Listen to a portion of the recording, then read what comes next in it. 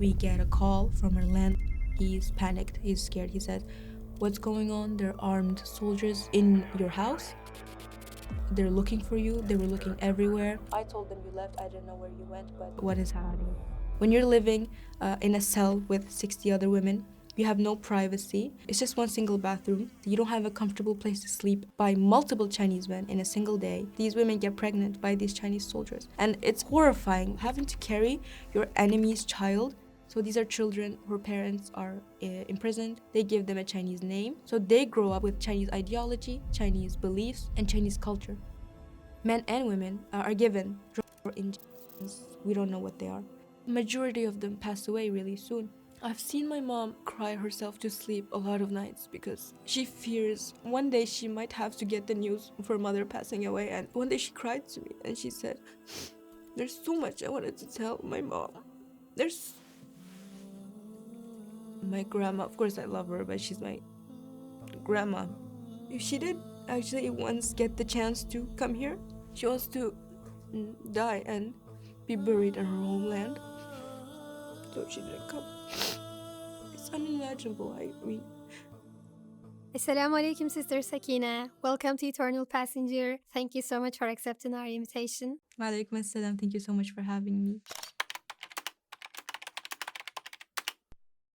Sister Sakina, can you tell us briefly about your life?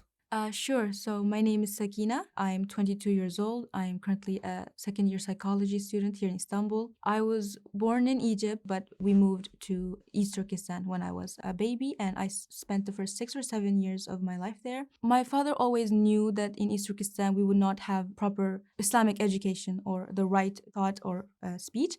But what the last straw for him was in 2009, during the Urumqi massacre, we were in Urumqi in our apartment building, and there was a lot of noise coming from outside. And we were really little, me and my siblings, so we were scared. And we went out to the balcony to see what was going on, and we were faced with a horrific scene of just people screaming, running around, and Chinese people with like shovels and axes and knives in their hands, just everywhere. What was the reason? It was supposed to be a peaceful protest, turned violent with the intrusion of Chinese army and Chinese citizens because 26th of June, there's a toy factory.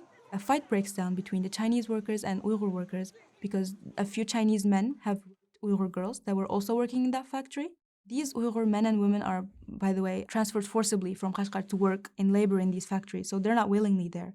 So a fight breaks down and 2 Uyghur men were brutally murdered by these Chinese workers. And when the parents, they hear about this, they are asking the government for information. They want to know what happened to their son, who killed them, what's going on. And when the government fails to give them a proper answer or take action, people all around different parts of East Turkestan start to protest.